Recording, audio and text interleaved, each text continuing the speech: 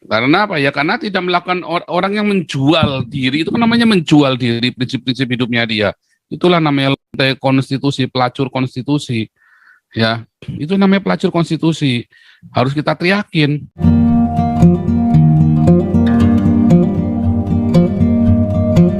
Ya, haleluya. Ini lanjut dulu ya, Opung JJ dulu nih. Jadi kalau saya baca-baca koran dari kemarin-kemarin itu pemberitaan itu nggak pernah seimbang, nggak pernah menjelaskan apa sebenarnya dulu persoalan yang terjadi sekarang ini gitu ya. Dan mengapa tidak terungkap hal-hal yang sesungguhnya gitu, sehingga rakyat jelata yang kurang paham hukum atau apalagi yang sudah paham aturan gitu ya semakin bingung gitu. Karena seolah-olah banyak hal yang tabu diinformasikan secara media gitu ya. Dan jangan dipersalahkan kalau kita akhirnya mencoba menalar sendiri-sendiri tentang aturan yang dibuat oleh pemerintah ini gitu. Iya. Dan malam ini pun saya coba menalar sendiri gitu ya. Karena nggak ada penjelasannya gitu. Kita coba bacalah peraturan bersama dua menteri, Menteri Agama sama Menteri Dalam Negeri nomor 9 tahun 2006 sama nomor 8 itu ya. Tentang pedoman pelaksanaan tugas kepala daerah, wakil kepala daerah dalam pemeliharaan kerukunan umat beragama, pemberdayaan forum kerukunan umat beragama, dan pendirian rumah ibadat. Jadi menurut pengalaman di lapangan dan pengakuan bahwa sesungguhnya banyak pihak pemuka agama, aparat pemerintah daerah, aparat kepolisian, bahkan masyarakat awam kurang dapat memahami aturan tersebut. Terkesan aturan tersebut sangat teknis dan dapat diinterpretasikan dalam tindakan atau keputusan yang berbeda, tergantung kepada siapa yang melakukan persepsi atau asumsi, terutama pengambil keputusan gitu ya. Saya ambil contoh, misalnya pasal 13 ayat 1, ini terkait dengan hitungan komposisi jumlah penduduk terhadap rumah ibadah tertentu di satu wilayah atau kelurahan tertentu. Padahal di lokasi itu penduduknya lebih banyak yang berbeda agama, dan yang membutuhkan rumah ibadah itu pada wilayah kelurahan ini lebih banyak berasal dari luar dan berbeda dominasi pula itu ya. Gereja-gerejanya macam-macam gitu. Nah pertanyaannya mungkin untuk pasal 13 ini, apakah dua menteri itu dapat menjelaskan rumus atau cara menghitung keperluan nyata dan sesungguh-sungguhnya untuk mendirikan rumah ibadah sehingga persyaratan itu terpenuhi gitu ya. Itu belum pernah ada penjelasan itu, rumusnya juga nggak tahu gimana cara menghitungnya, itu yang pasal 13 ayat 1 itu. Yang ayat 2 terkait dengan kerukunan umat beragama, katanya tidak mengganggu ketentraman dan ketertiban umum. Pertanyaannya, apakah dua menteri sudah pernah menjelaskan atau memberikan contoh bentuk tindakan yang dapat mengganggu ketentraman dan ketertiban umat lainnya? Ada nggak contohnya? Seperti apa itu gitu? Terus ya, apakah dua menteri juga dapat memberikan contoh atau cara untuk menjaga kerukunan beragama sehingga itu tidak bertentangan dengan aturan ini gitu? Ini perlu juga diperjelas gitu ya. Nah, yang ini pasal 13, sudah itu pasal 14 ini saya sambung ya Pak Paul ya.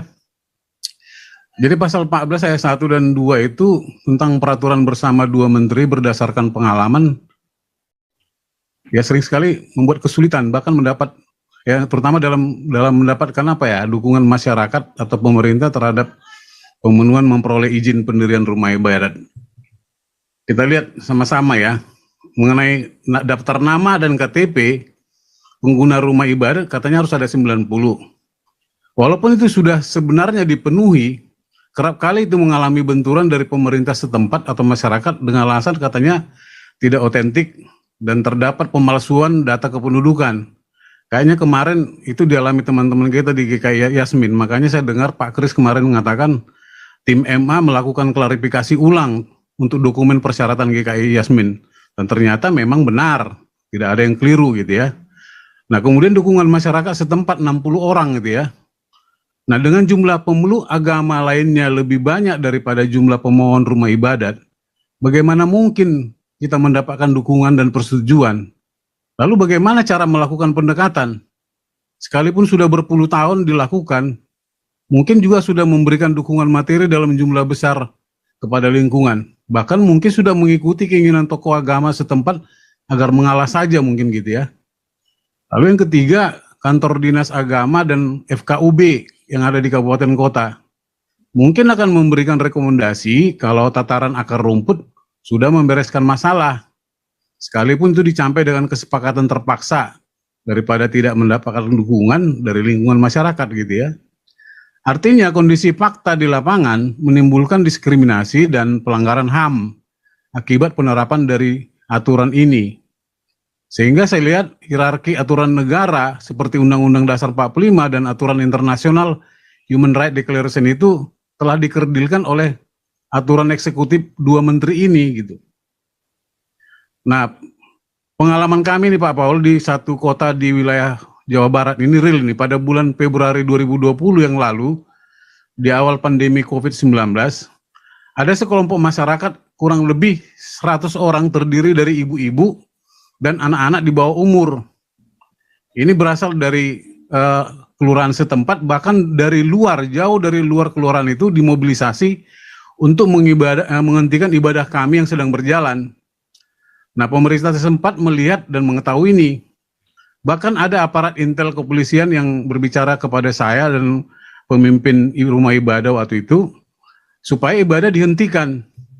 Coba Pak Paul, teman-teman ya, aparat kepolisian ketakutan menghadapi amukan massa dan menyarankan agar ibadah dihentikan.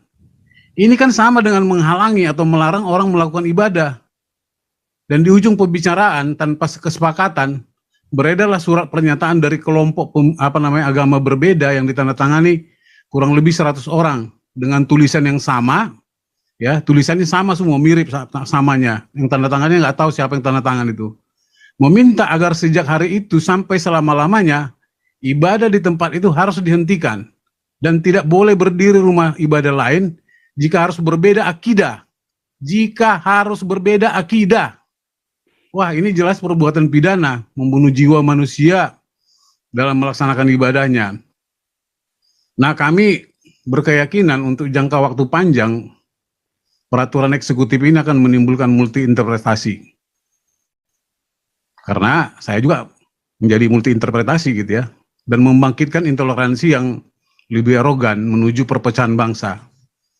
Secara fakta, aparat keamanan masih tetap bersikap kaku dan lemah dalam menegakkan hukum dan penindakan pelanggaran. Kalau ada yang demo, kenapa nggak bisa ditangkap, kenapa nggak bisa ditindak gitu ya.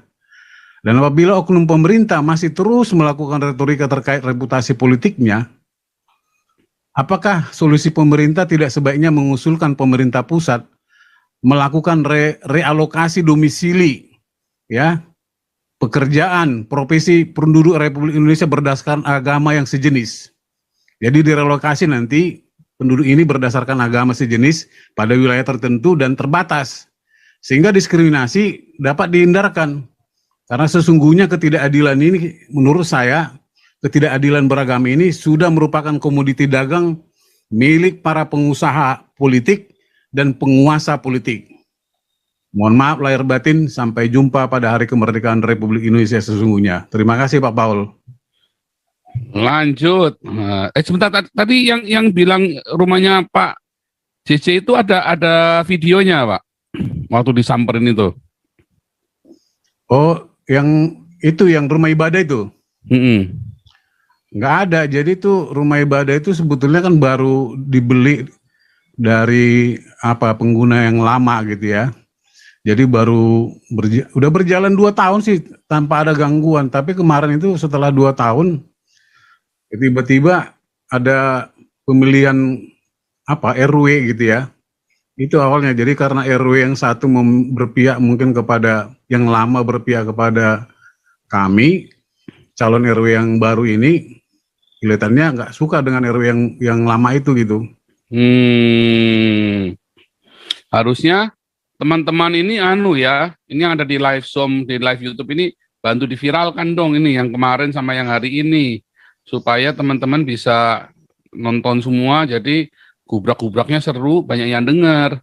Kalau nggak gubrak-gubrak nggak seru, nggak ada yang dengar, itu nanti kita cuma teriak-teriak doang, nggak ada artinya. Kalau masanya cuma dikit, tapi kalau masanya banyak didengar. Ya, jadi bukan cuma ngomong doang. Makanya Bima Arya kelabakan, karena kita teriakin di sini, kita bilangin segala macam.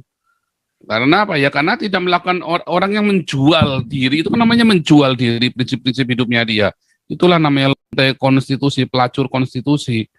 Ya, itu namanya pelacur konstitusi. Harus kita teriakin.